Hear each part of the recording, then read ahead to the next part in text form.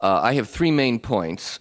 First, we tried offshore drilling in 2006 and oil prices doubled. Second, the only plausible remaining strategy for reducing oil prices quickly is opening up the Strategic Petroleum Reserve while making a major push for oil conservation. Third, I think we're going to sell off the Strategic Reserve by mid-century anyway. So why not do it now when consumers need the relief and we can use the money to help end our oil addiction? We must be honest with the public. Oil prices are headed much higher over the next 5 to 10 years unless we jumpstart the transition to low-cost alternative fuels, something even oil man T. Boone Pickens has said. Some insist that more offshore drilling will lower prices, but that is the one strategy we know has failed. We tried opening up most of the Gulf of Mexico to offshore drilling 2 years ago, but oil prices have doubled since then. Ending the moratorium on coastal drilling, where there is maybe 1/5 the oil already available for drilling in the Gulf, offers no realistic hope for reducing oil prices. Indeed, the Bush administration's own energy experts have made the same point.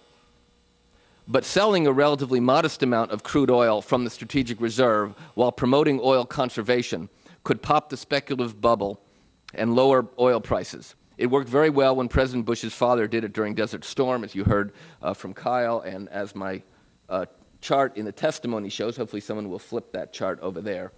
As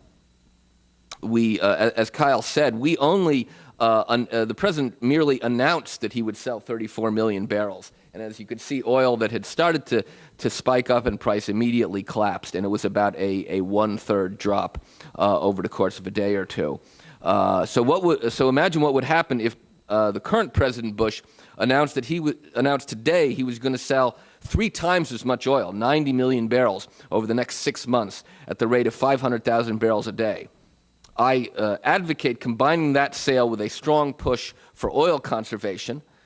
This president, or more realistically the next president, should use his bully pulpit to launch a national oil conservation education campaign, urging consumers and businesses to take a variety of steps to reduce gasoline use. That could easily double the oil provided by the Strategic Reserve. Now, if oil prices did drop as a result of these actions, as I expect, then obviously that would vindicate this strategy. But if oil prices did not drop, that would merely demonstrate how useless the Strategic Reserve was in the first place. I try to make this point in my testimony. The Strategic Reserve is not strategic. It was created at a time when people worried that countries could withhold oil from us. But now we have a global market, so that isn't possible. We have replaced the possibility of oil shortages with the reality of rising prices. So if we don't use the Strategic Reserve to deal with our current price spike, when would we ever use it? Indeed, I've asked people all the time, name me a scenario in which we would use the Strategic Reserve, any significant fraction of it. After all, in the entire 3-decade history of the Strategic Reserve, a mere 32 million barrels were sold during crises. And we now have 700 million barrels. So we're not, and I think we're not going to keep this relatively useless reserve for many more decades. As you know better than anyone, Mr. Chairman, we need to be almost completely off of oil by mid-century to avoid catastrophic global warming.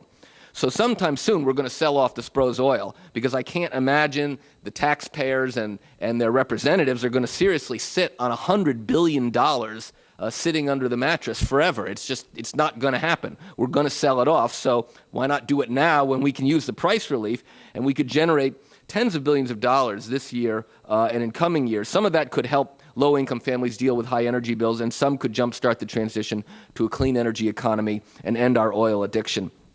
Gasoline prices are headed much, much higher unless we begin an aggressive switch to the only domestic alternative fuel that is both abundant and much cheaper than gasoline, namely electricity.